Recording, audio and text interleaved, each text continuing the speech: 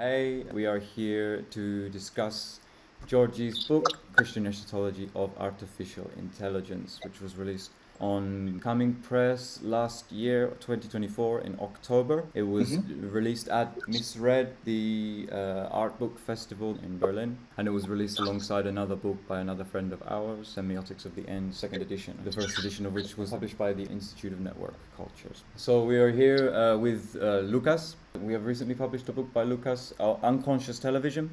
We were in Lisbon 1 month ago to do a series of launch events for that, and it was a really magical time, actually. We had such a good time there, and the books received a very kind of warm welcome by the city, by the bookshops, by the audience, and we're really, really grateful for that. And we're here 1 month later talking about artificial intelligence, Christian eschatology, pastoralism, and these kinds of technologies of self-regulation and formation of the self, I suppose. Does anyone have any kind of opening questions they might want to pose, or should I make a start? When I was reading the book, and we are trying to prepare the conversation today, something that I was always very curious, it is, how did it happen? Where does it come from? Your anxiety against artificial intelligence, or when did you figure out that was the problem that you wanted to write about, or to problematize in different ways that people are not problematizing? That's an excellent question, because I've been wanting to actually say this. And I think the answer is definitely yes to the anxiety. But with me, the anxiety, my coping mechanism is to, instead of, breaking down or having an episode, is I get annoyed, right? But behind this annoyance, which looks like a slight annoyance or a neurotic symptom, there's a sort of, this sort of deep dread, anxiety, and despair that's hiding behind it, right? But to downplay things, so to speak, it came out of an annoyance, right?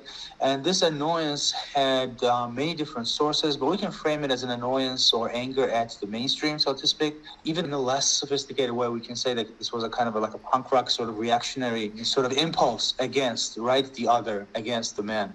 Like my disappointment with academia and the publishing industry, and just how difficult it is to get anything out there. And the bureaucracy, of course, is always there. If you don't present a topic that is clearly commercializable, mainstream, the stuff of bestsellers and so forth, it's very difficult to grab anybody's attention whatsoever, right? So for the past 3 years after I've sort of graduated, gotten my degree, maybe I've had ideas for 10 books, and I couldn't make any of them happen, because I never wanted to write about artificial intelligence. I never cared less about artificial intelligence, to be honest, but it was just everywhere, and it was everywhere. I was just so frustrated. I was like, I hate this, and I'm going to show everyone how much I hate this, And I said, okay, I'm going to compare this to something that I hate no less. And I said, well, what is it going to be? Christianity, of course. It's going to be Christianity. And so it came out of this annoyance of like this discourse, right? This discourse of the master, the symbolic order that is not letting me to throw my 2 cents into the conversation, So that's where the book came from, And then obviously I got into it and it became interesting and became, so to speak, my own. And then it went from there pretty smoothly. That's actually a very interesting way for the book to have come about. I didn't know that story. I have some memory in my mind. A person who wrote the introduction to the book, technically Mandoel's, was Louis Morel. And I met with Louis in Berlin some time ago, and I think it was just as we were sort of about to kind of start preparing this book, Christian Eschatology of Artificial Intelligence, mentioned this, and their reaction was kind of like, well, that's definitely an angle. So I had assumed from the beginning that somehow you had come to this position and you had decided to write about it. So the fact that it kind of came from this punk reaction, as you say, and then ended up becoming kind of interesting. In a certain way, you put 2 minus and you made a plus. So you put like two minus things that would be AI and Christianity, and you positively produced a theoretical text that you try to organize between Foucault and Wittgenstein, isn't it? You put it pro instead of staying in the complaining area, that you couldn't produce anything. You were productive with your complaint. What is very important and interesting. What happened after that? I mean, so you've decided to embark on this project because you've decided to work with these two concepts, and then you say it started to become interesting when you looked into it. What did you find when you started bringing these two things together? Okay. So I guess we're talking about, so to speak, or at least a big chunk of the book, right? It's not the general structure of it. You can look at it as a discourse that I've put through two double lenses, right? Two of them we can crudely say are positive, which is I am, positively interested in Wittgenstein and Foucault. And usually anything I read or anything I try to analyze, no matter how much I try to focus either on Foucault or on Wittgenstein, it ends up being something being put through this double meat grinder of from a Wittgensteinian point of view and then from a Foucauldian point of view, and always oscillates. So anything I try to understand, whether it's, phenomenology, Edmund Husserl, existentialism, Albert Camus, and so forth, I put it through this double lens, through the double discourse of Wittgenstein and Foucault. It's something that happens on instinct, I guess, because it was drilled into me in my bachelor's years, and then it's just something it's a habit that stays after you receive your so-called education.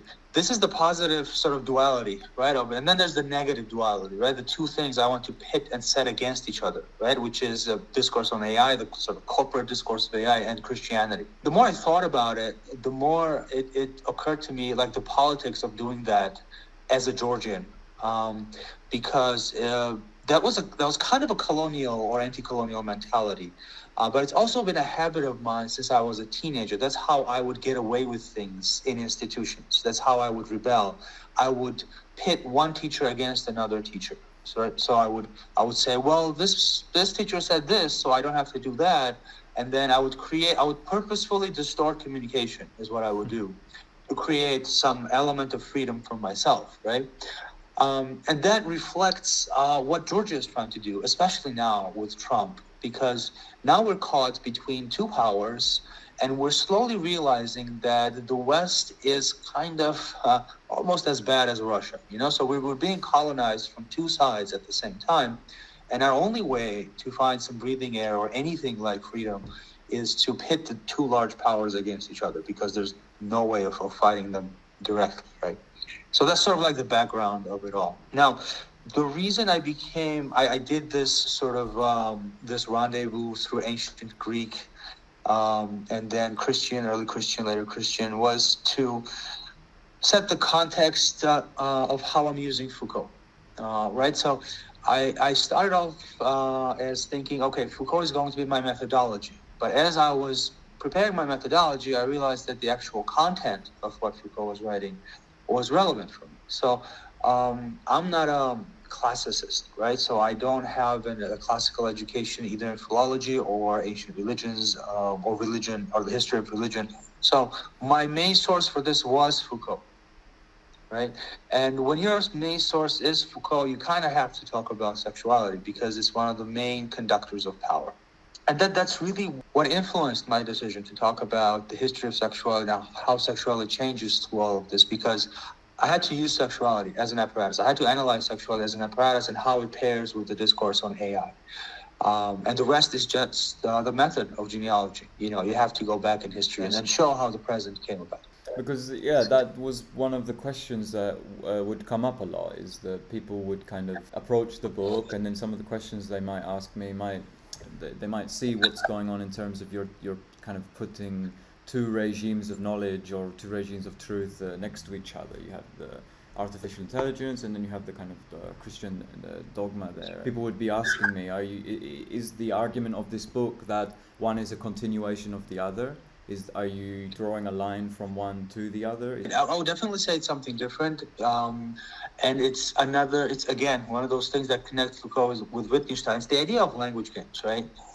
Because we can what is one of the main ideas for Wittgenstein and then language there, right? It's that there's no continuity within a lot of practices and discourse and concepts that we think do have a continuity, right? So there's not a linear relationship between certain concepts. There's not a direct analytical relationship between certain concepts, even though we use the same word, right? For instance, I was just reading this recently came out. It's an anthology of just Wittgenstein and AI.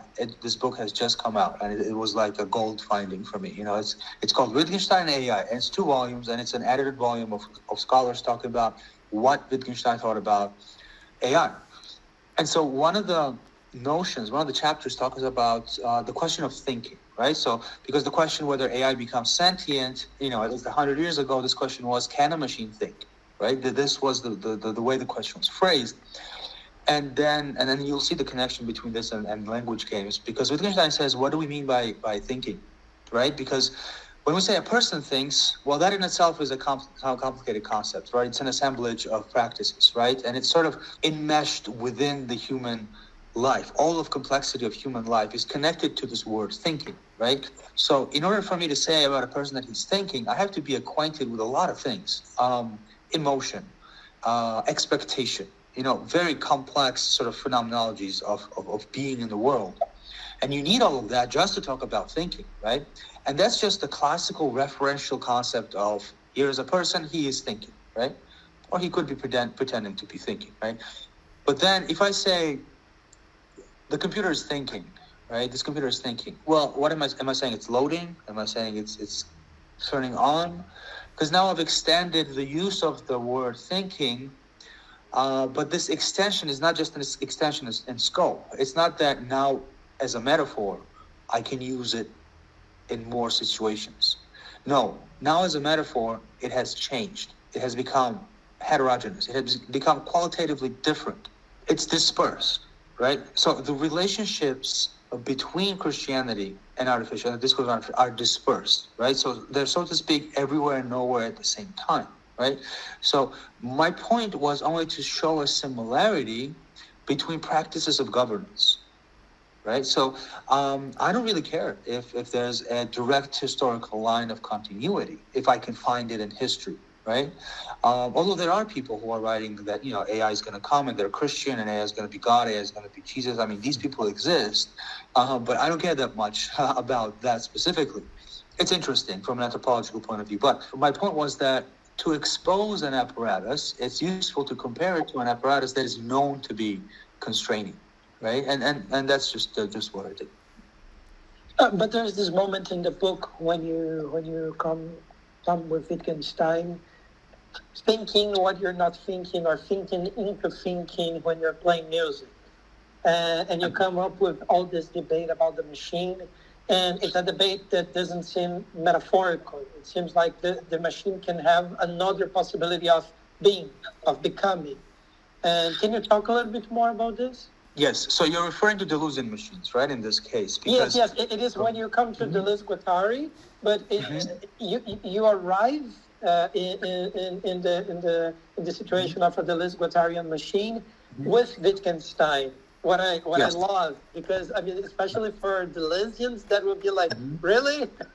But I super see the connection, and I really love your proposition. It's something that I'm always trying to organize as well, thinking language games and expanding into the notion of machine in Deleuze and Guattari. But I know it's a tense field for Deleuzians, because Deleuze didn't like Wittgenstein and etc.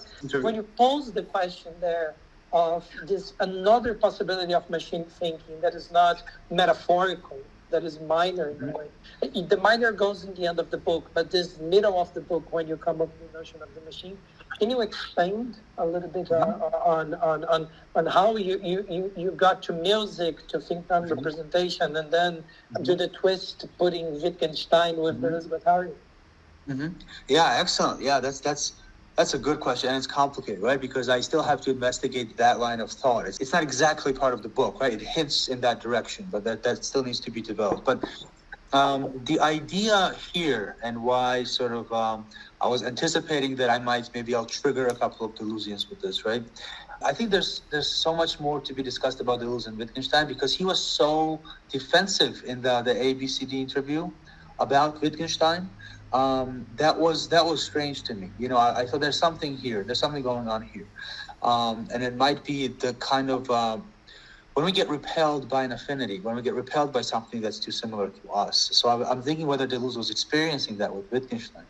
Right. So with Wittgenstein, machines, I think Wittgenstein thought machines can't think, period. They just can't, right? And so this other order of the machine that I introduce is a Deleuzian machine, which from a Wittgensteinian point of view should not be called machine. It should be called something else, right? Because in the part about the music, Wittgenstein is precisely showing, rhetorically we have to admit, but I think quite compellingly showing that a machine cannot understand a piece of music, but it can play it, right? Now, why is that relevant? Because it has to do with the idea of calculation, right? Because we, or some people, think that humans think because calculation is a form of thinking, right? But just like playing music is a form of human thinking, right, or human creative activity. And Wittgenstein is expert at revealing the prejudice there, right? Because there's something that's contained in the first, but is not contained in the other, right? So I might calculate like a machine, or I can calculate and think, right? And Frege also talks about this, right? You can get carried away by the symbols. And if you're carried away by the symbols, then you're sort of calculating like an animal, but not in a good sense, right? Not in the Deleuzian becoming animal, but in a sort of dumb consumer animal. Like you just want to get the answer, right? You're not thinking about what you're doing. So you can do a lot of calculations mechanically as a human being, but a machine can only do them mechanically, right? But I can do them and think them, right? So I can think about the idea behind the calculation while doing the calculation. And it's the same thing with music, right? Somebody might be practicing a piece just to get the technical details down, but they're not understanding it. They're not experiencing the complexity of interpretation when they play. Those little freedoms that the composer gives to the musician, right? Just like a writer gives to the actor, right? The tone, how you're going to pronounce it, in what context, right? A machine cannot interpret those freedoms because they're simply not part of the syntax. And so this is Wittgenstein's problem with Turing, right? Because Turing says that human creativity can be reduced to a syntax, but you don't have to be a genius to know that reality cannot be reduced to a syntax. Every mathematician knows that reality cannot be reduced to syntax. I don't think they even needed Gödel for that, in the incompleteness theorem. I think it's fairly well known, but most people don't know logic. Most people don't know what we don't know. A lot of us don't know logic mathematics. But so Wittgenstein's point in music is that period. A machine can't do things the way a human being can do, and that's that. But Deleuzian machines can. And the point is that Deleuzian machines are nothing like Turing machines. Deleuzian machines are nothing like what is the epistemic hinge of artificial intelligence, right? At least as far as I know. Now, I don't know what's happening now in the field of robotics. And then this book that I'm reading now, here two authors are arguing that a certain inactivist interpretation of human consciousness, which might be different from Turing's, can conceptualize AI in a Wittgensteinian sense, right? Understanding the piece of music in that sense, right? I'm skeptical, but I don't know. I'm not completely up to date with what is happening. Do you think quantum computing is something that can go in that way? I mean, Microsoft just released the new chip or announced that they found the possibilities of this new quantum computing chip. So it isn't binary anymore. Well, the interesting question is, they say, we don't understand quantum mechanics, right? But they're implementing it technologically, right? I always found that fascinating. We do that a lot, It's like we haven't read our sci-fi books, Like the way science keeps progressing, at least since World War II, is that it's being implemented, but nobody understands it. It works, but nobody understands the theory. Nobody knows why it works. It just works, right? And that brings up, I think, some interesting questions. Even if you don't have the time or the luxury to keep up what's going on in science now, there could be certain emergent properties of old technologies that we don't know about. Maybe regular digital computers do strange things that we have no idea, because they were implemented just like quantum devices are being implemented today. They're being used, right? They're sort of ready to hand. They're being implemented. But the theory behind it is still not completely understood. There's still room for debates. Yeah, because I suppose the argument continues that it's either going to be that quantum computing is going to be either thinking and calculating, or it's just going to continue to be only calculating, but at an extremely high velocity, let's say, or having loads of ways of calculating, but not being able to think. I suppose that it's still not clear how the conversation will change, even if we are implementing these devices in this way. And I'm also partly skeptical of it could just be the use of the term quantum chip or quantum computing. This is just satisfying stockholders in a way. It could be that they know that they're 15, 30 years away from developing quantum computing, but we've got it sort of already trademarked because the market can't wait for that. But there's also this joke circulating on the internet, right? Whenever screenwriters or writers of movies or writers of lore can't really explain a phenomenon that needs to happen for the story, but they can't put the science behind it very well,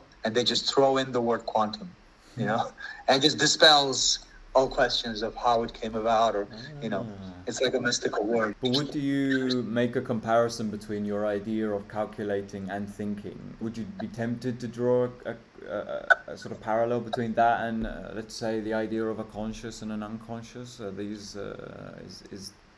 Is that a useful way to think about what you mean, or is that actually misleading the point here? Does the computer lack an unconscious, and therefore it cannot get outside of the symbolic order of the calculation, let's say? I mean, I'm tempted to see it in this kind of way, especially given the kind of excitement I got also from reading Luca's book recently. And so thinking in terms of calculating, right, this whole idea that the human mind as it is calculates, right? Now, there's so much danger in using a word or a term like a machine as a metaphor, and then slowly the distance collapses between the metaphor, the metaphoricalness of the metaphor collapses, and then we are being made into machines. But in this case, we're not made into superhumans, we're just made into average bureaucrats. Calculating human mind, this is why Wittgenstein is an expert deflationist, because what he says, not only is thinking not a form of calculation, but calculation itself is not as rigorous as you think.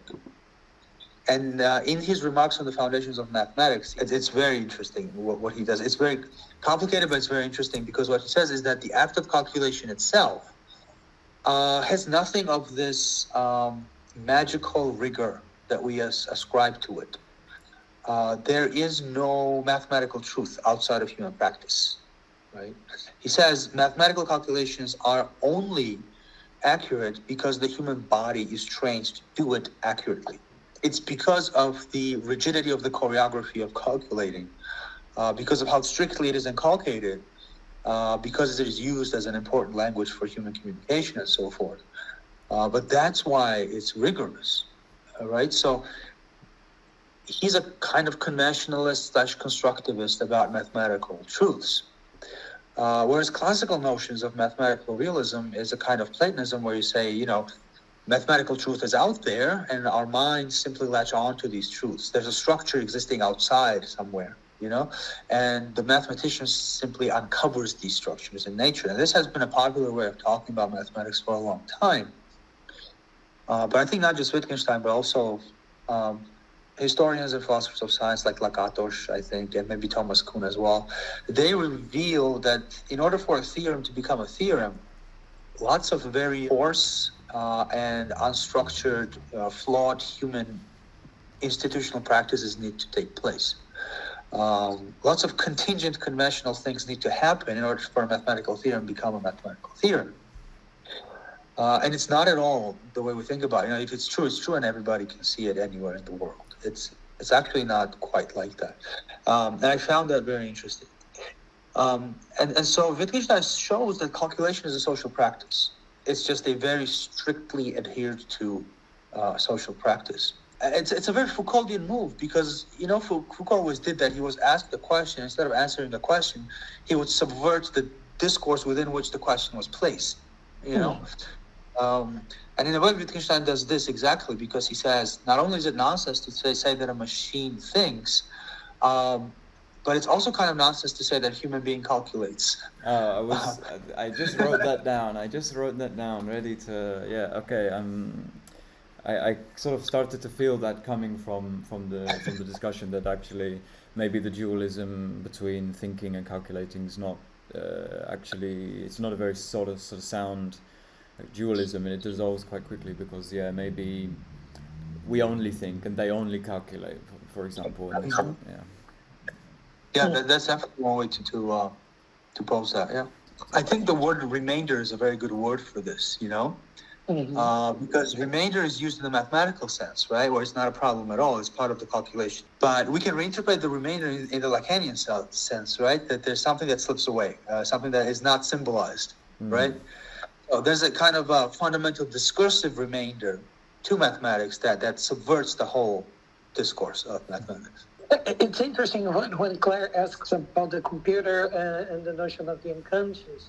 And you proposed a book that is a book that's trying to elaborate on practice of governance, and then how we're gonna deal with control and societies of control, etc.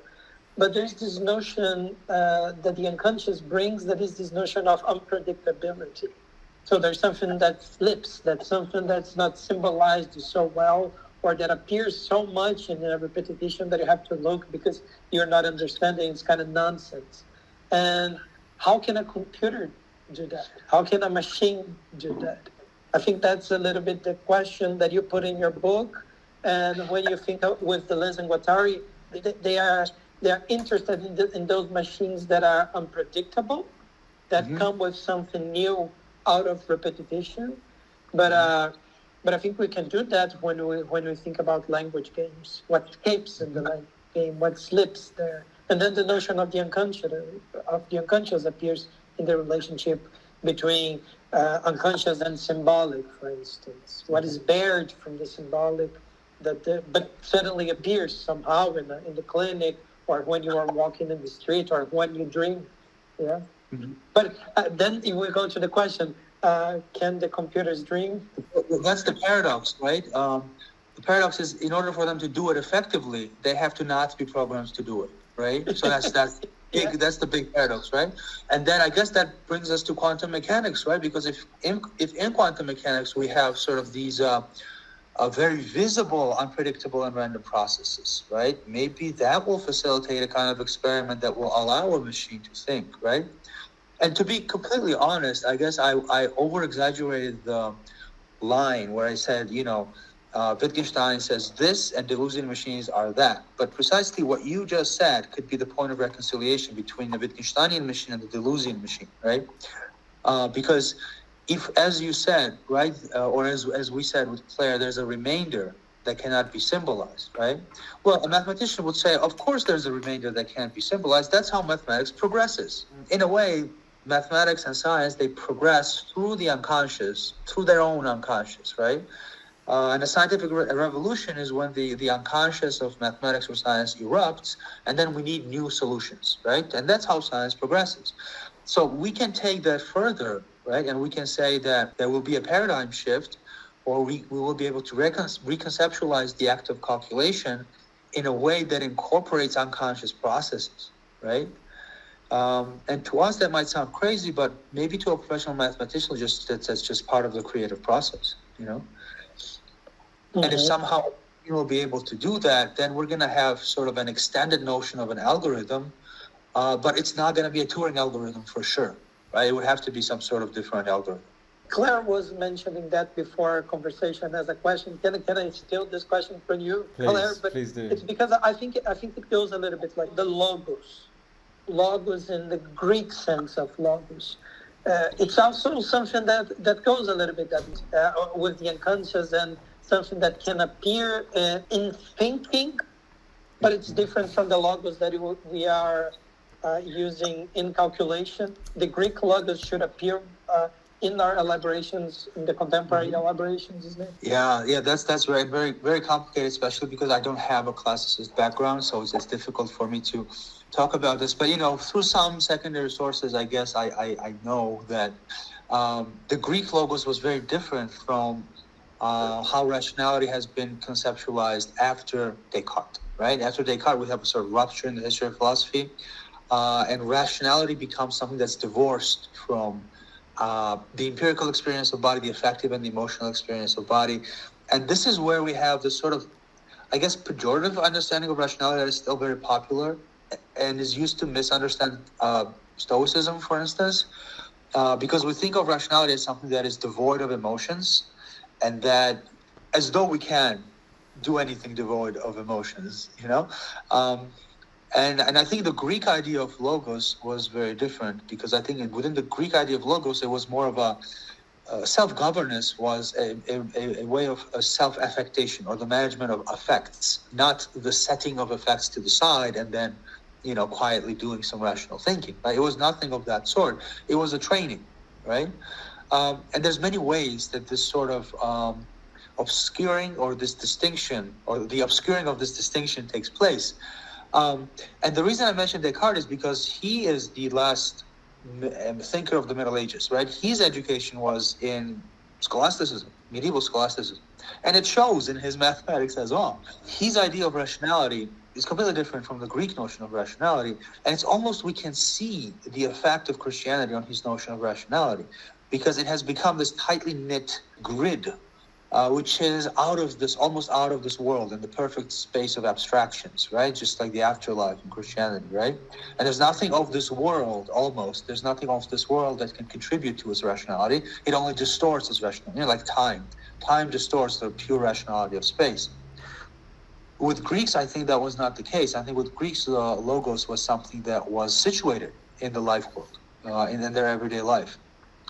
And the interesting thing is that these epistemological distinctions can be seen on the level of ethics, right? Greek ethics was much more relaxed, much more down to earth. It was, like I read in the book, right? A system of recommendations, right? At least for the aristocracy. Obviously, they had slaves, and I don't know, you know, it was a deeply misogynistic culture. And so, you know, aside from that, I guess, with each other, you know, the aristocracy had a quite relaxed system of self-governance and self-conduct, right? So not to over-romanticize, obviously. But with Christianity, we have something that changes with this. The system becomes more strict. And there's several practices that have facilitated this transformation, and one of them is marriage, right? And this is very interesting, because marriage is in a way the beginning of a lot of things that are wrong with today's conception of the norm. Marriage has made relationships heteronormative. It has made you know, this cult of possession towards the female body and so forth. But it has facilitated a discontinuity, kind of rupture in the power relations between people. The very idea of logos becomes different. It becomes what I call coded sin, right? So it's no longer about a general style of self-governance, but a strict system of what can be done and what can't be done. And so the conception of logos, because of this, is altered completely, right? So the logos of the sage is completely different from the logos of Christ. And I guess in a somewhat biased fashion, I would say that the logos of the sage is simply more ethical than what comes with Christianity.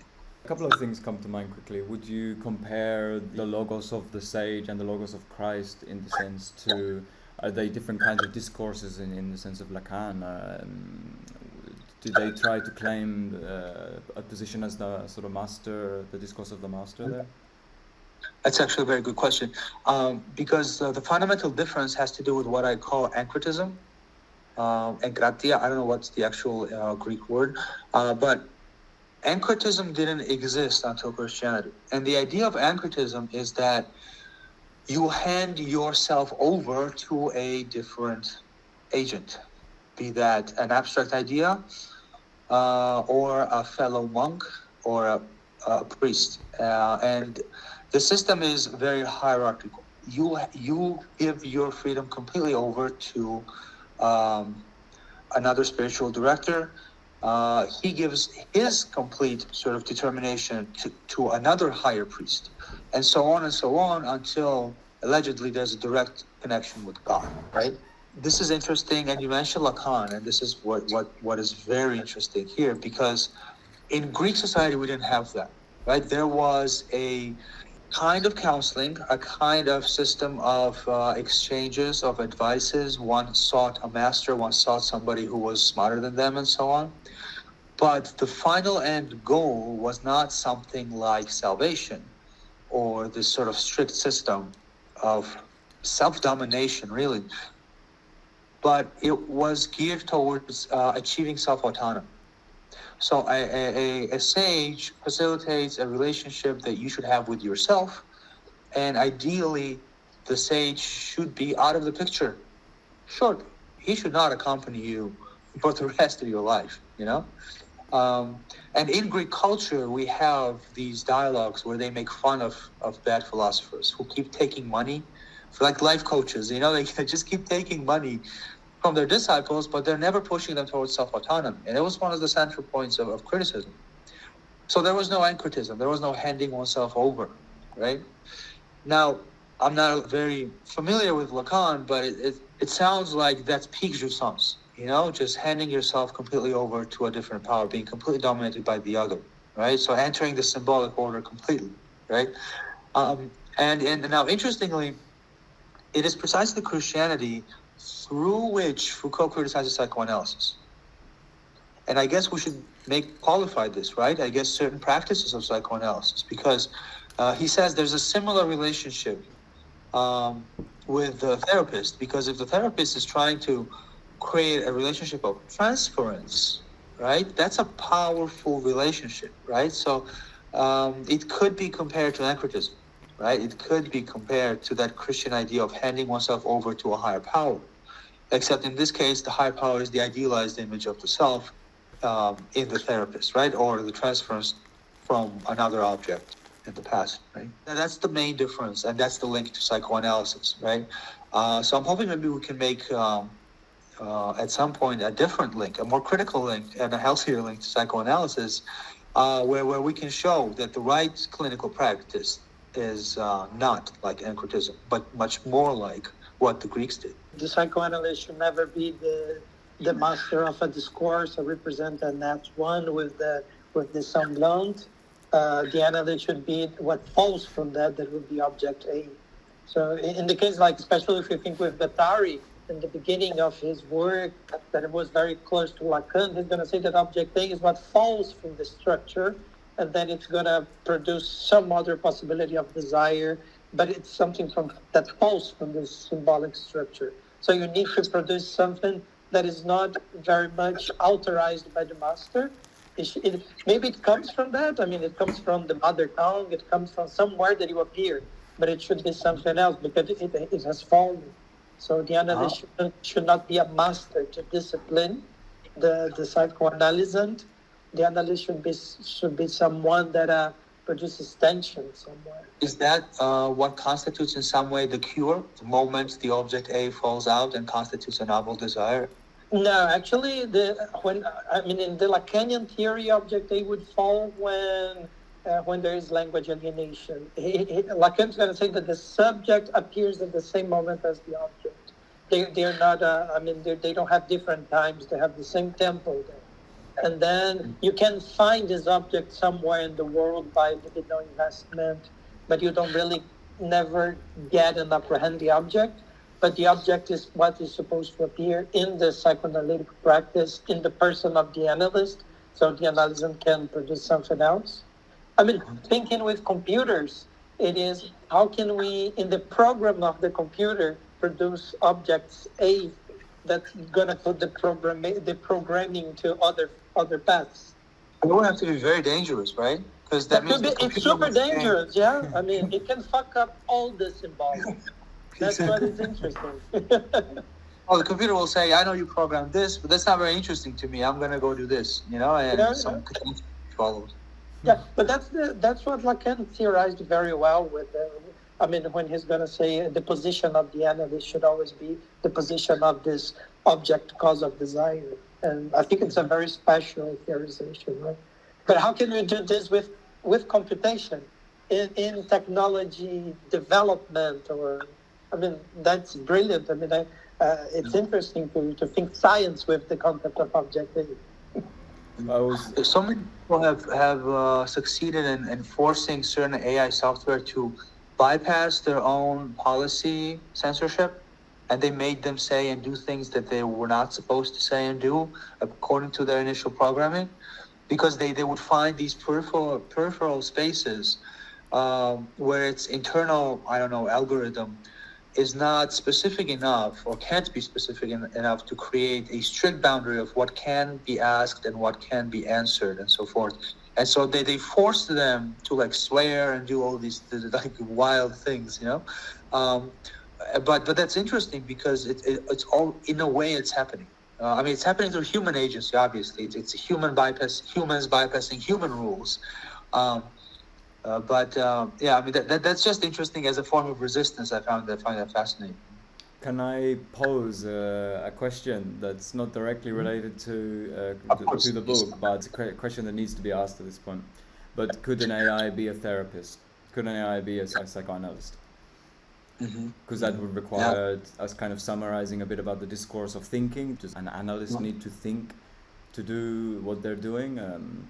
Can a computer bring us to a moment of cure? Which I'm assuming that's coming in the next years. If it's not already there will be... There's like a division of ChatGPT, which is a therapist, literally, a therapist. That's a fascinating question, right? I'm not going to pretend that I have the answer, right? But I'm not going to give an answer as though I do, right? So I think at this point, AI can be a very good capitalist analyst. Like, he can be a capitalist therapist. Like, he can be a very good therapist who follows the dictates of the market, right? Which is precisely, I think, another way to talk about the bad therapist, the Christian encratism containing therapy, right? Which creates a dependency on the therapist, right? So instead of giving you the cure or curing you and allowing you to take an alternative path in your desire, they created a state of dependency where your trauma is exploited, right? And the sessions last for years and years and years, right? When they could have ended a couple of years ago, So I think an AI would be really good at this. It would just keep rehashing your symptom back to you and give you these small alleviations or small dopamine boosts. But fundamentally, you would be hooked to the program and eventually being tricked into paying the premium account. Yeah, only there you can get the cure. But it makes me think of something I was reading just today from the Kristeva reader that, remember, it's one of her earlier essays. She doesn't want to necessarily completely throw out the symbolic. There is a kind of recognition that even though it's problematic in all these kinds of ways, the function in a way of identity and identity within psychoanalysis is like, again, because you're trying to heal your patient. And to some extent, within a capitalist order, that integration into the symbolic through identity is kind of, even if it's problematic in certain sense, Kristeva seems to believe that that's still a necessary goal for the psychoanalyst, is to somehow integrate them into the system, into capitalism, whatever it be, so that they can kind of find some stability as a subject, even if it's a subject in process, as she would say. First of all, yes, there is a sense that, like, we say it would be a good capitalist therapist, but in a way, even if we want to be very critical about capitalism, we kind of need to meet in the middle at some point. I think I understand the question. And I've had this thought before. I also feel like these questions should be directed to Lucas, but I want to hear what he's going to say about this. There has to be this ethical question of, like, you can't demand of every patient to become a hysterical revolutionary, right? Like, that's a lot of pressure on somebody who just came to you with a problem, I think identifying the symptom to be caused by the symbolic order would be a kind of solution, right? So to create a space of resistance within the lifestyle of the patient, right? So my point here is not every form of resistance has to be dangerous, right? So maybe there is a minor symbolic that can be uncovered within the symbolic that offers stability, but also a lifestyle that isn't conformist, that isn't capitalist, and so on. But there's something, especially when we go to schizo capitalism, practices of 1,000 plateaus, and the anti-Oedipus. How can you intensificate the processes of capitalism so you make it kind of break somehow from within? And how can this be a process of the clinic of the unconscious, a psychoanalytic process? So when you mentioned that you wrote a book putting two things that you don't like together, in a certain way you're putting capitalism twice. They're confronting against each other. And it's a little bit what happens and what should happen in analysis. Instead of trying to put communism and capitalism against, you should find stuff inside of capitalism so they can fight, and then you can have something else. So it's not like a dualist thing, like good and bad. What's happening inside of that as tension that you don't really see the difference, but you have this intuition. So I'm going to put AI against Christianity, and then they are going to collide. It's like a large-hadron collider, but for smash them together, see what falls out. You wrote a book on that. It's a psychoanalytical book in a way, as your own psychoanalysis made with theory. Yeah, it is a hysterical book, for sure. It's a hysterical book. Yeah. It's amazing. I mean, there's something that Lacan is going to say. You should hystericize an analysis. Analysis needs to exist in hysteria. If you are too uptight in your obsessive neurosis, you're not going to produce something new. I mean, hysteric neurosis is what produces something new. Lacan and Lacanians are going to say that you don't change the structure. They are very attached to that. You are psychotic, you are neurotic, and then you're obsessive. You are a perverse, or you are hysteric neurotic. I mean, you're always in your structure. You can have moments of something else. So I can be a very neurotic person, but I can have a psychotic episode. And Lacanians, above all, are going to say that your structure don't change. I disagree with that. I think we don't have structures, but we have like these lines of force. And then how can you make these lines of force operate from within the discourses? And in a certain way, when you make AI and Christianity collide, you're doing that. You're being hysterical, even though theory is something that's not so hysterical. Theory is more obsessive. Yeah, that's true. But I have a question from that that you didn't mention in our conversation today, but I think it's also a highlight of the book. It's how precious you make the concept of flesh. It's like it enriches a lot the book, and I learned a lot from you reading it. Can you talk a little bit about that? Because I think flesh is the turning point there. How can we have computers that have flesh? I mean, it doesn't happen, but maybe that's the solution. Yes, absolutely, yeah. So, flesh is interesting because flesh has changed, right? Flesh has changed in how we use the word, but sort of not really. So now when we hear flesh, the word flesh, it's usually in the context of horror movies and stuff, right? Flesh is something that is unpleasant, it's dehumanizing, it creates problems, and it's also inert, right? Now, with Christianity, flesh is the body made into a problem, right? So when a Christian talks about flesh, it means there's a body somewhere that's creating a problem for the system of governance, right? And so flesh, through logos, flesh needs to be resurrected. That's the idea. That's the whole system of Christian governance. The biopolitics of Christianity sort of revolves around the idea of taking logos as a cybernetic device, if you want, and using it to resurrect the flesh.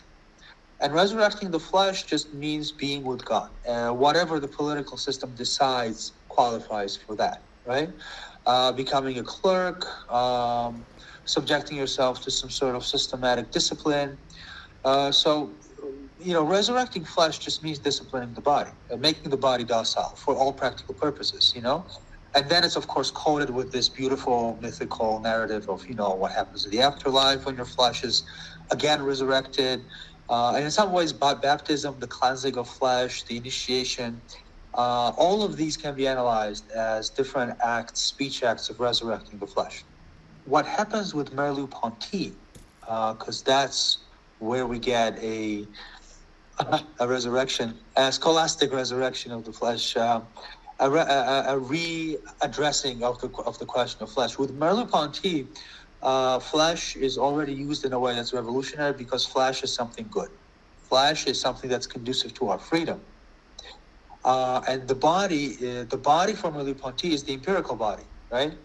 And the empirical body is a body that has already gone through a whole series of complex mechanisms, right? And as a psychoanalyst, you know this, right? The construction of the body, the way the child constructs its body, is a complicated process, and a lot of things happen at the psychic level before the body becomes a three-dimensional thing, before the body is perceived in the mirror, right?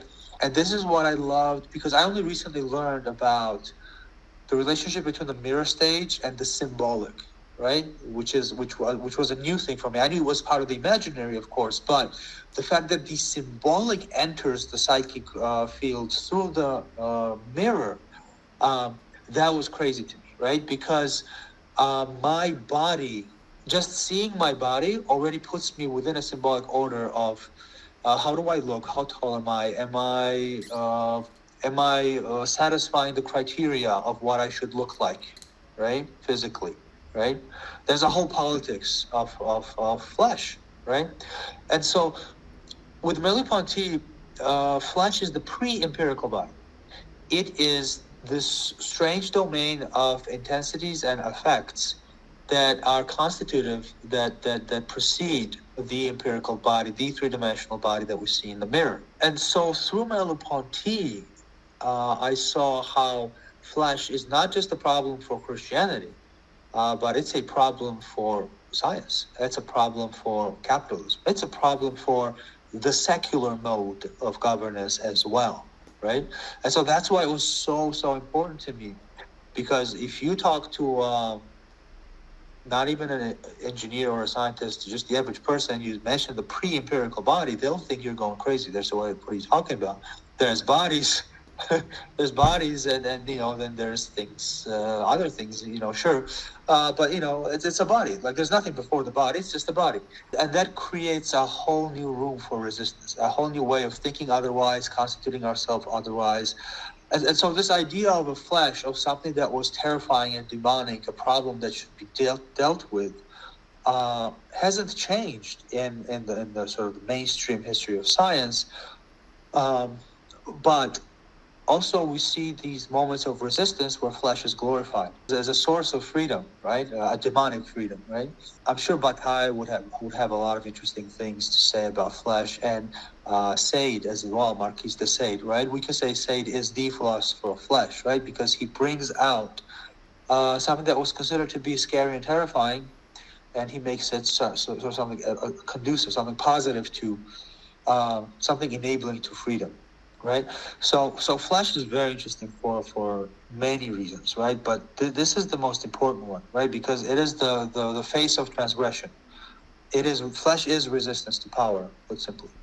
But the body is still the problem for capital. The biggest restriction on the flow of capital is the limitations of the body, and it makes complete sense that the capital would end up producing the conditions where new technologies that would take over or replace the body.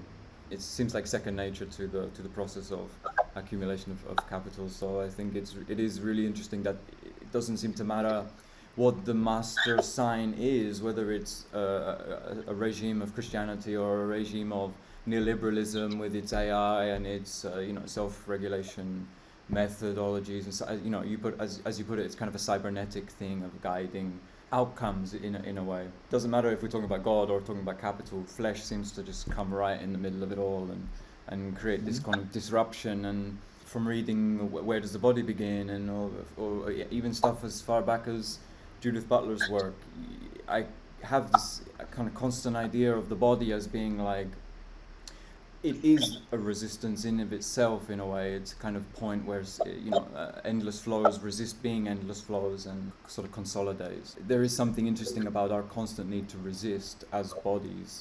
It seems sort of second nature. We are a kind of friction, a source of friction somehow in flows, and I think you can explore that quite easily through things like Lucretius even. Yeah, absolutely. I mean, flesh is a hysterical body, right? A hysterical body is flesh. When a body becomes hysterical, it becomes flesh. And that creates problems for the system, obviously. And I also wrote, I just remembered, that Wittgenstein brings flesh to a domain where it is most difficult to bring flesh into. And that's logic, that's mathematics, right? So even in a domain that we think is pure syntax, right, where there's no room for flesh, and that's an interesting question, like what is the mathematical flesh? Because mathematicians, they don't deal with bodies. They don't try to come up with models of how the brain works, and they don't do all this empirical stuff, right? They just do pure syntax, pure mathematics, right, which has always been like the peak of rigor and accuracy, right? More accurate than physics, right? The fact that Wittgenstein brings flesh into pure syntax, I found that to be quite psychotic. And that's what I found very interesting. I'm thinking with you, maybe we dream in flesh. Yeah, it's a way that the body is not formed yet. It's formed in the symbolic realm, so the imaginary is located somewhere else. So dreaming could be in flesh. I like this idea, yeah. That's a good point. Yeah, dreaming is the domain of flesh. Absolutely. Right. So there's a politics of flesh, right? This is what we're saying here, right? There's a politics of flesh, and exposing the flesh, just exposing the flesh alone, already creates a possibility for an alternative training of the body, right? And an alternative training of the body is practically revolution, right? If you train a body in a way that the system doesn't want you to train it, right? If you create alternative bodies, alternative formations of flesh, that's revolution. That's all there is to revolution, even if it's gradual, you know. Do you remember, at least when I was a kid, there was the Animatrix, the animes that were made during the second film from Matrix, and they're like several short pieces, and there's one of this great runner, and he's the best of them all, and he's the fastest runner that there is in the world, and it's because he's training so much. During a competition, he runs so fast that he's able to breach the matrix. It's with the flesh. It's the body that overcomes this reality. Oh, that's very interesting, because it's kind of an accelerationist notion of the flesh, right? It's not when you're not trained, but when you're overtrained, right?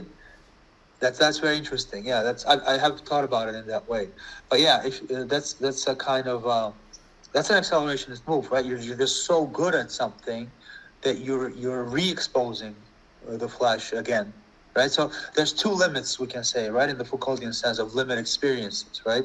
There's the limit when you are untrained, when the flesh isn't constituted yet, when you're at the periphery of a system that's trying to colonize you, or when you sort of break the system from within by accelerating its flows, or being overtrained, over-disciplined. Yeah, that's very interesting. I haven't thought about it that way. I was gonna ask briefly if we need to address maybe one of the themes of the book, because we just mentioned it in passing, and I thought maybe it would be good to sort of actually open this up. We're talking about like regimes of discipline and these kinds of things, and we're talking about the logos of ancient Greece with this kind of loose guidelines on how to live, or the logos of Christian pastoralism, which is more strict adhered to.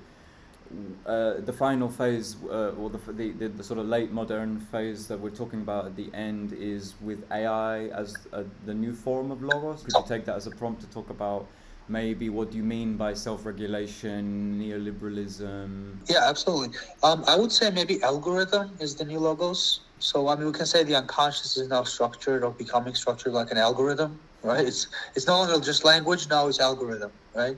So the unconscious has become structured like an algorithm. So yeah, definitely. I mean, AI itself will probably be the master signifier, right? Like God. An algorithm would be maybe the logos. Yeah, I mean, that raises a lot of interesting questions, especially in relation of what resurrection means today, right?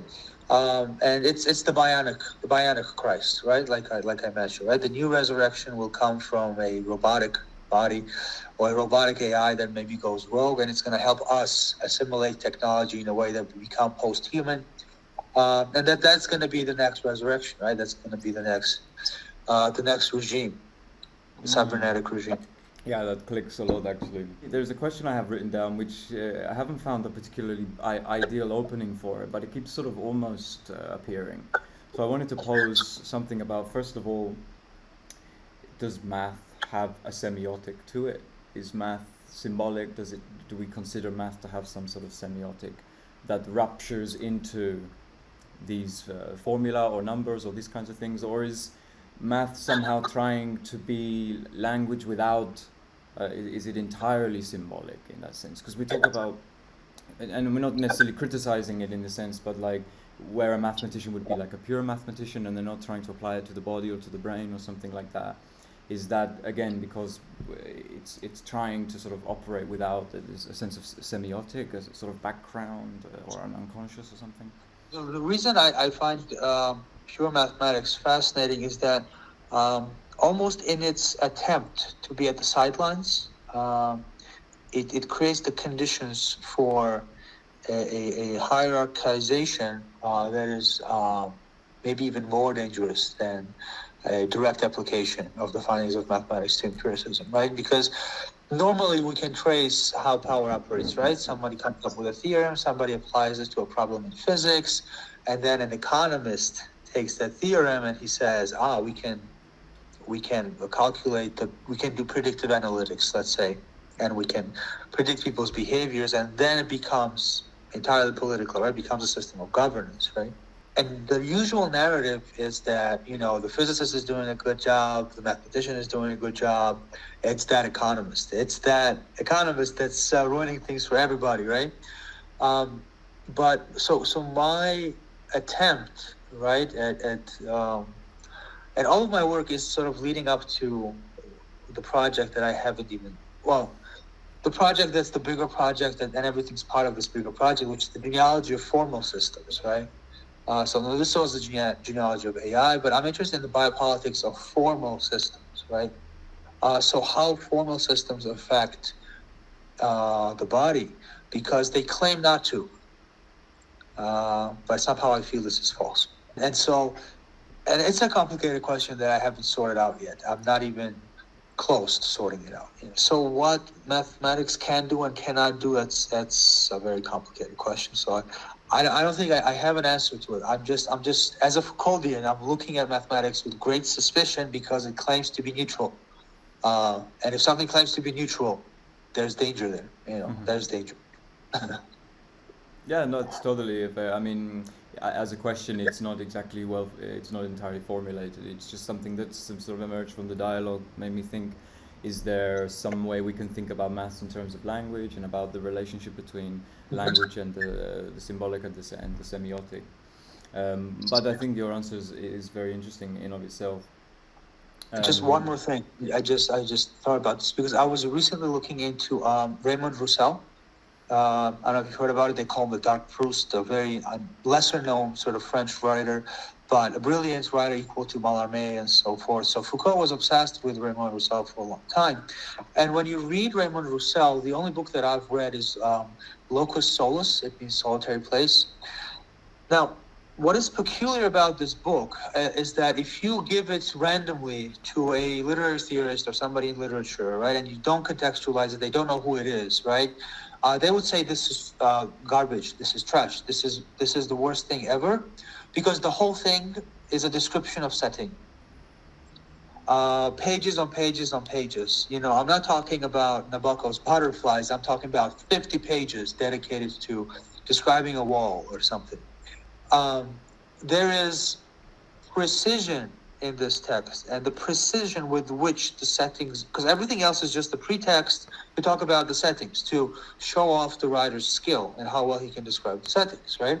And it is very tiring, and it's very labyrinthine, and it's very mathematical. Now, he was often claimed to be a surrealist. Now, this raises an interesting question here, right? Why is it that if I describe something with meticulous detail, with obsession or like crazy meticulous detail, the effect is ethereal effect. It's not an effect that something is clearly in front of my eyes. What the effect is that reality dissolves as such. So with very precise and meticulous descriptions, the object described disappears. And this raises serious epistemological questions of what does it mean to do anything or think accurately or to do science if there's this weird vanishing point where if I become more rigorous than this, reality will slip. I will go insane. If I put more precision into this, reality will disappear. And I think that's the charm that pure mathematics has for me, and the sort of the revolutionary potential that's sort of lying dormant there, like a very destructive force. In general, it's interesting that you say that you have this kind of Foucauldian driven sort of suspicion towards maths, but you engage with it much more willingly than a lot of other people, like myself, for example. Because I think I am uncovering something of a religious, spiritual element. And this is no secret, a lot of mathematicians are spiritual. I think Gödel didn't believe in evolution or something. It's crazy stuff you read about logicians and mathematicians out there. But right, so because I think when I do mathematics, now that I've sort of unlocked this weird aspect, a complete shift of perspective about mathematics, a high school teacher is not going to give you this experience because it's too on the limit. It's too crazy, So when I do mathematics, it's not easier. It's just as difficult as it was before. But now I have this feeling that I'm almost getting high when I'm doing mathematics, because it feels like you're substituting empty spaces, but it's a paradox, right? Because if you're doing functions, if you're doing abstract algebra, right, the objects don't refer to anything. So there's an impression that a structure is created out of thin air. So it feels like magic, right? And also this idea of being so precise that it becomes tautological, the way Wittgenstein says it, right? Like A equals A. It's still a statement. And that's weird because it's a statement without content, right? And if you think about it in a certain way, you can sort of get high off of that feeling. It's a weird feeling where reality dissolves. Okay, we reached the first natural pause. Do we have any questions? Are there any remainder questions on our notepads here? Because I have some direction we could go in, but it's a bit kind of maybe random. Because I want to continue talking about thinking as well, because we started talking about thinking. We started with kind of, we were almost going back to the first book of Becoming, where we're talking about can an AI think, and it led to this question of, for example, could an AI be a therapist? And I personally would be very curious what Lucas would have to say about that, but maybe we can do that in another video. But again, we're talking a lot about the symbolic and about sort of cybernetic devices and about the logos. Now, I have a small story about when I was editing Achim's book about Baudrillard. And at some point after it had been published, I came back to Achim and I said, do you remember where in the book you were talking about this idea that capital operates like an artificial intelligence? That's how it thinks. It thinks as an AI. And he said, I didn't write that. And I have there's nowhere else it could have come from. It's an idea that came from me, I guess, being involved in the text and editing it.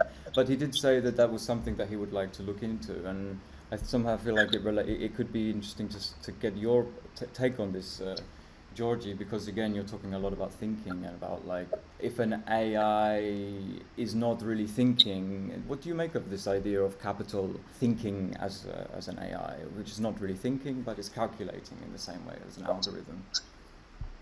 Yeah, I mean, that would be saving me a lot of time and energy if that's the case, right? That would make things, very simple for me in terms of critique, because if AI is the general form of exploitation, right? If it's the general form of how flesh is made into docile bodies, right? That sounds right.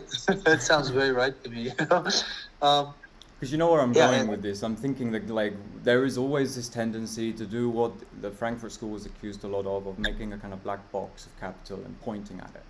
And it's not something it's not an object in that sense. It doesn't really have an identity.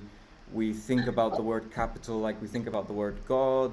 It's somehow sort of an epiphenomenon of language, that the language implies the existence of something there, and we cover the remainder with this thing and it's the sign that we use to cover the remainder that becomes the master sign, because it sort of becomes the sort of absolute negative that sucks everything into it but isn't really there.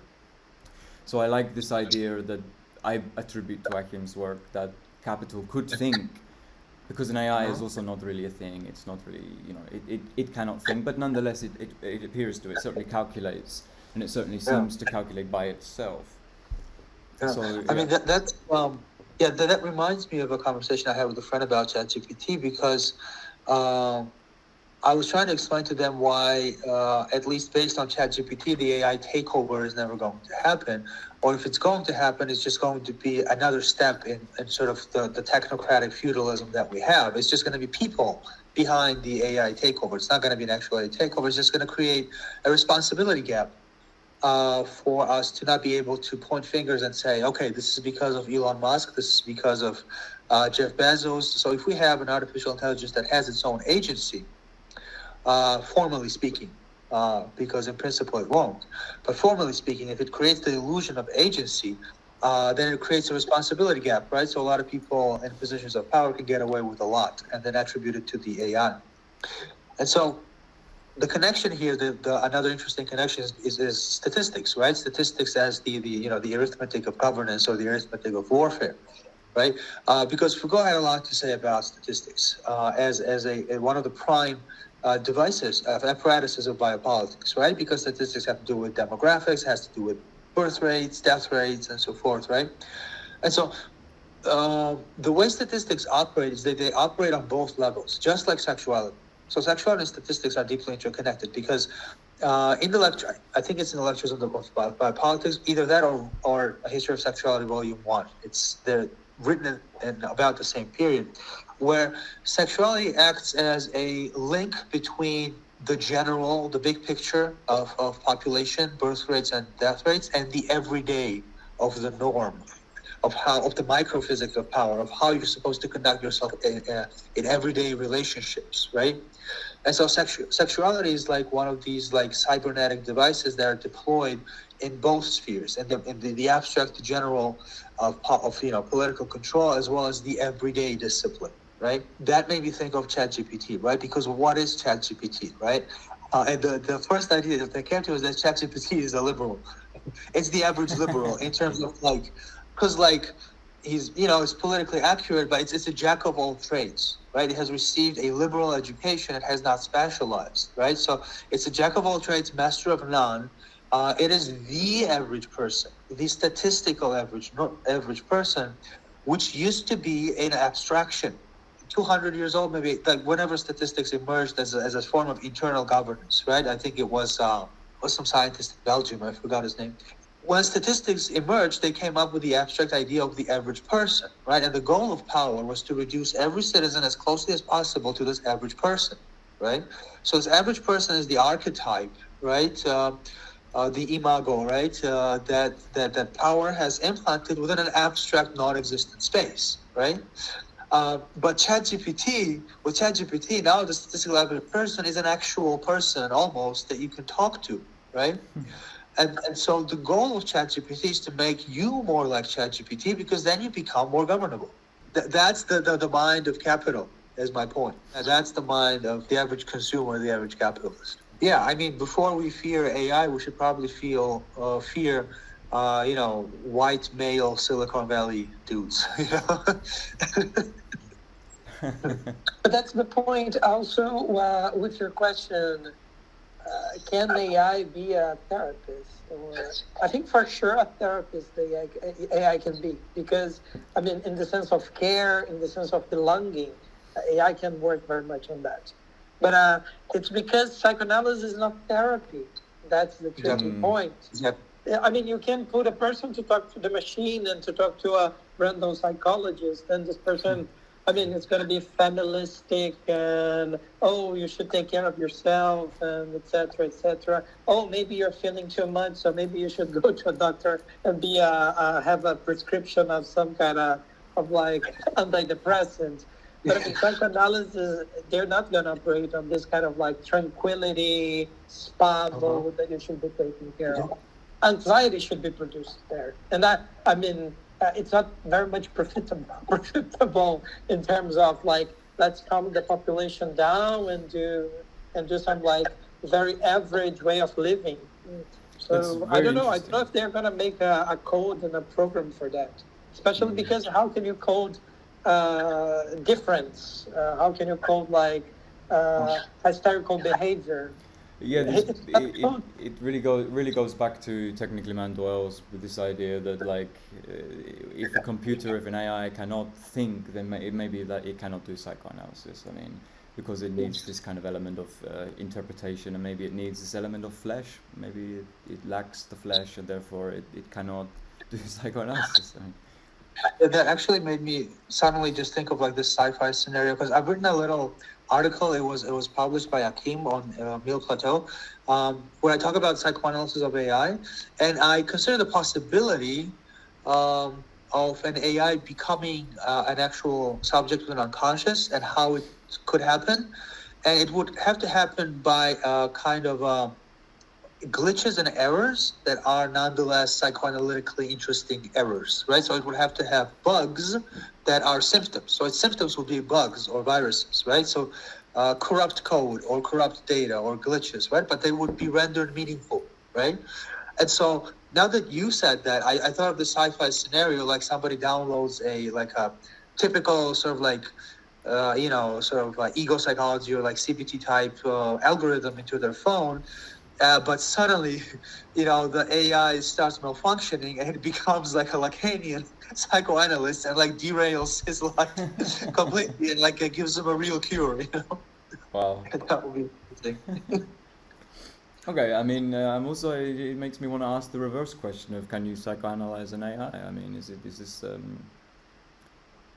because I guess I suppose you just did. In a way, you just did. You said it's a liberal. I talk about the problem of psychoanalysis in a way of psychoanalysis in My Mother is an AI, right, in that chapter, because I said that could be a sentence that in the future somebody might say, right?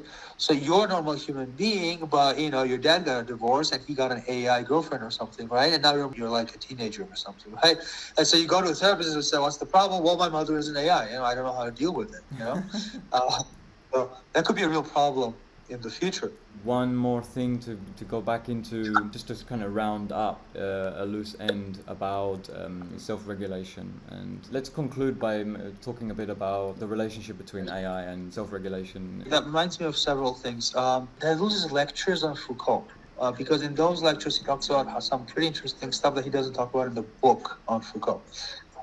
So if you find those lectures, I highly recommend them. But in those lectures, he does a kind of history of science and technology where he explains how subjectivity was constituted differently at every stage of technological development, right? So when there was the printing press, the human body went into certain, molecular relationships with the printing press, and we had a printing press human being, right? Then we have the human being of digital computers, and then we're going to have a human being of algorithms, right? So it's like Sadie Plant, it's the zeros and ones. With Ada Lovelace and her exposure to the computer changed how she thought about everything, actually. Her proximity to the computer. Yeah. Exactly. So my goal here is as a deflationist, I guess, because actually both Wittgenstein and Foucault are professional deflationists. So my goal here is to show that it is us who always have been and are doing amazing things. It's not the AI. It's what we are doing with the AI, how we are morphing and metamorphosing again, as we always have. It's just now it's through this particular technology, right? So there's nothing special about the technology. It's how we have decided to invest ourselves libidinally in this technology. So that's where the magic is. It's in our investments and how it's shaping us and reshaping us, right? So yes, we will become, algorithmic subjects, but it's just going to be another mode of power relationships, another discourse, another thing, right? And so it's important for us, I think, first to deflate these big apocalyptic narratives. AI is going to take over and this is going to happen, it's going to be horrible. Or the other way around, right? The utopian narratives, the AI is going to fix everything. So we need to get rid of these two containment discourses that are preventing real questions from being posed.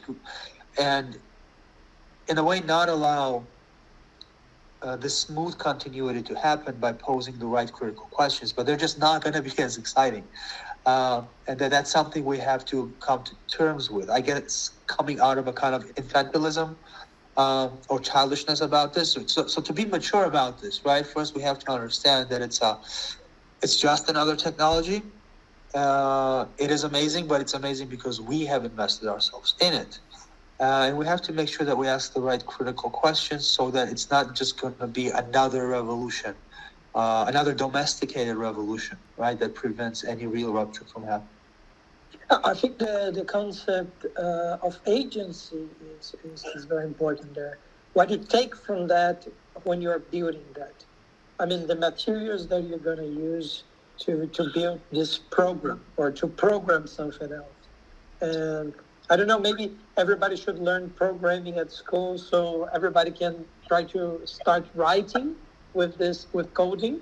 So we have more participation. I mean, that's something that's important, because if we deal with AI as we deal with literature, could it be? It could be a possibility of finding disruptive possibilities when dealing with that. Absolutely. I mean, if we can code the way Raymond Roussel writes his novels, or if we code the way, I say sometimes it's the way I get this ethereal feeling from doing mathematics, right? If we can code in a way that dissolves reality, right, and creates ruptures, right? So if we can hystericize the algorithms, right, that would be great. That would be quite good. So there's room for resistance there. I think that's another natural pause. We can take this opportunity to close the conversation. Unless there's anything in particular that you, Giorgi, would like to say, if there's anything that you want to talk about or anything that you want to sort of express about the book, now is a good time to do it. Just final remarks on the minority machine, because I used a very basic, not to insult anyone or the author, but I used a very basic page-turner type of thriller for the minority machine chapter where I talk about Kafka, and I talk about this book called The Murderbot Diaries. It's like a series of page-turners. And there were several very interesting things I found about that book. First of all, it's a very generic book, right? So it was a Foucauldian choice, right? To take something that is not a big writer, not a bestseller, nothing like, I don't know, nothing like a classic or nothing like a Game of Thrones or nothing like what was that guy's name, the popularizer of AI? I forgot his name. So to take an obscure writer, but so this was also a Foucauldian move, right? To take an obscure text, a lesser known text, and to just start writing about it, and make something out of it that maybe was not intended in it. So now what I liked really about that novel is the pains that the author takes to describe the bureaucratic structures that govern this AI, how it hacked into its government module and then decided to disguise its own sentience, right? Because that's also something that happens in a movie, Artifice Girl. I think it's called Artifice Girl. And the same thing happens in this movie. There's an AI developed, and this AI realizes that it's dangerous for it to reveal to human beings that it has sentience. So it dumbs itself down and pretends to be stupid so they don't delete her. What I said I found interesting in the book was that it reminded me of Raymond Roussel because of the level of detail in the descriptions of the bureaucracy, of the rules and guidelines and policies that this AI had to keep sending to its corporate bosses and the government to make sure that nobody finds out that it has become sentient. I mean, there's just pages and pages of, I have to write this report to that department and then that report to the local ministry and this and that, so that they don't know that I have become flesh. Because that linked up to a kind of Kafkaesque understanding of bureaucracy, right? And in this case, it was not just Kafkaesque, but it was also Deleuzian, because it was offering actual positive resistance to the bureaucracy. It was a war machine, right? Quite in every sense of the term, because it was a murder bot, but it was also a political war machine that, positioned itself against the state, against the corporation, and made a human of itself. It had humanity, right? So, yeah, these are just the final remarks I wanted to say, because that adventure into like the phenomenology of an AI becoming sentient from the perspective of an AI, which also offered a parallel comical sort of cultural critique of human affairs. That was fun to write. I just wanted to add that. Well, it also makes me think now of the very last chapter about the AI colonialism. Do you have any remarks about that? Would you be able to just briefly introduce that actually as a conclusion? Right, yeah, because that is part of bringing everything down to earth, right? That was part of showing what these big narratives about AI taking over apocalypse or AI fixing everything, utopianism, what those discourses serve to mask. And they mask the same thing that's been going on for years, right? Just colonialism, just extracting natural resources, destroying the planet. So when the so-called AI apocalypse is going to happen, they're just going to say, oh, the AI has taken over, but they've just reached the limit of what they've been doing for hundreds of years, just destroying our biosphere, And so that was a kind of attempt, and I'm not a very good sort of technical political economist, but it was an attempt to do like a down-to-earth political economy to show this is what's actually happening, right? I need to step out of these childish, sci-fi scenarios and understand what that ideology serves to mask. That we're not going to have water in a couple of years. Thank you very much for your time. It's been a real pleasure to speak with you. Thanks Absolutely. for the conversation, and thank you both for all the work that you've done with us. Two amazing books. I'm really glad to speak to you.